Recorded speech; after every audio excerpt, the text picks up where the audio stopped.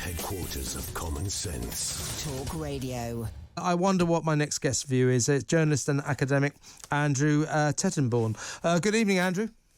Good evening. Delighted to be with you again. Thank you for joining us. What is your view on this? I say enough is enough when it comes to regulation. I don't even like Ofcom regulating our terrestrial television here in Britain. I think we're all grown-ups. We can make up our own minds what we want to watch. We can make up our own minds what is offensive and what is distasteful. And if you think that Jimmy Carr was distasteful, offensive, then you must never watch him again. It's up to you. But then again, I might find it funny. I don't find it funny. But suppose I did, I would then watch him again. That's market forces.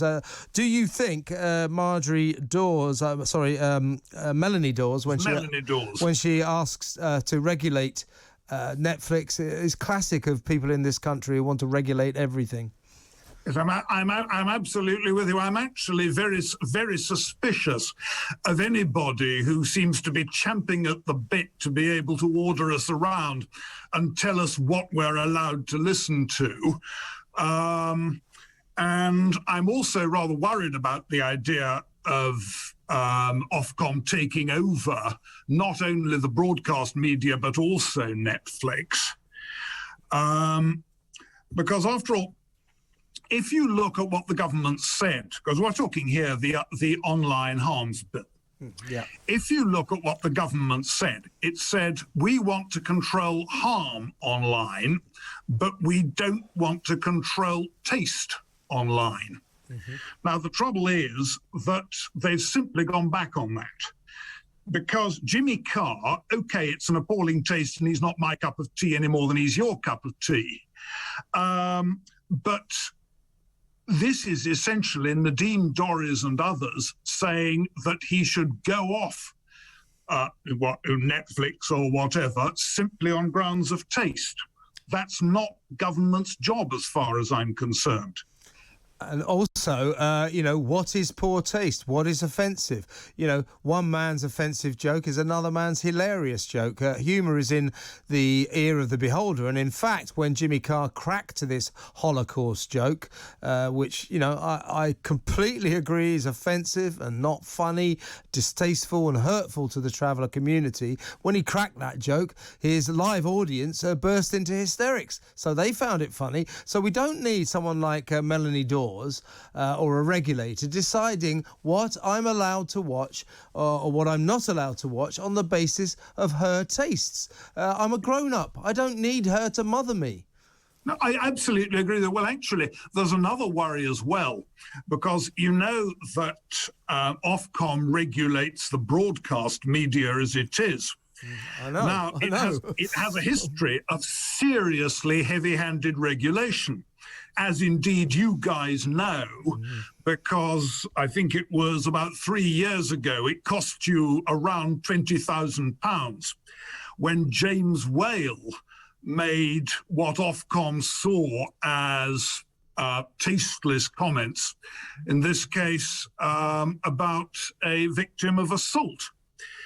Nothing illegal about them at all, but Ofcom came down on you guys like a ton of brick. Well, to be honest with you, I don't really want to get into that, but James is a friend and colleague, but if he made a comment that was over the top, we do have this regulation or system here in Britain, and you have to pay the price. I'm not here to criticise Ofcom about that, although in my ideal world, grown-up people would regulate their own viewing habits and not other people. But that's Britain for you. What I don't like the idea of is that Ofcom, or at least the current chief of Ofcom, Melanie Dawes, suggesting that she'd love to regulate Netflix as well because Netflix comes into our homes. The reason she can't is it's based in Holland. But this power grab, or a potential power grab by a regulator that wants to put its oar into everything we watch or listen to, I think is not an appealing prospect. No, I think that's right, because actually it's really the difference between what you watch on TV or what you listen to on the radio and what you choose to buy as a book or what you choose to buy as a video. And this is actually getting very close to telling me what I'm allowed to decide that I want to pay for or that I want to buy to entertain me. Yeah. Now, okay, control that for harm. If it's got child porn on it or something like that, get it off as soon as possible. But for heaven's sake, don't start controlling it for me on the basis of bad taste. Now, incidentally, I entirely agree with you. If I had an absolutely ideal world, I'd have Ofcom get out of regulating the airwaves as well.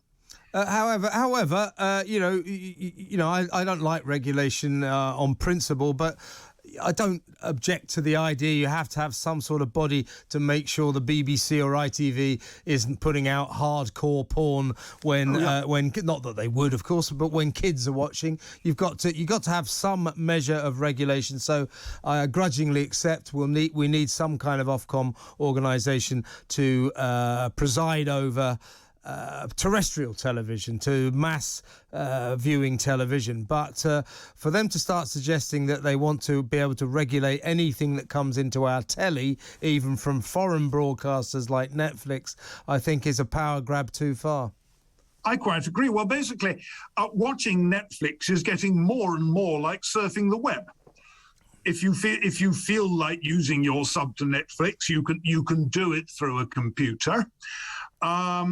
And this is getting very close also, not only to telling me what I can buy by way of entertainment, but telling me what I can surf on the web, and telling me, as you rightly say, I'm not grown up.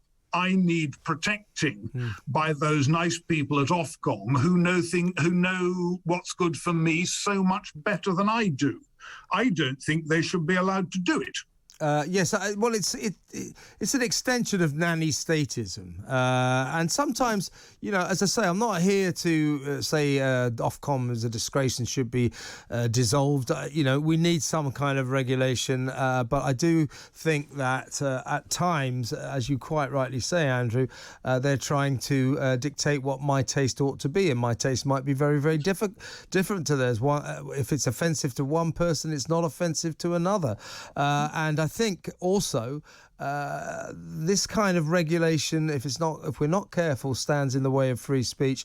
As I say, Jimmy Carr, in my view, it would have been better if he didn't make that joke. It's offensive, distasteful, hurtful to the traveller community. But in a country with free speech, freedom of expression, he must have the right to make that joke. Yeah. I think that's right. The other trouble, actually, is that Ofcom, it's got the government carefully leaning on its shoulder. We've seen, for example, the DCMS committee in Parliament suggesting at times that Ofcom doesn't even go far enough in regulating us. Yeah. And unfortunately, we do have conservative media supporting an increased role for Ofcom.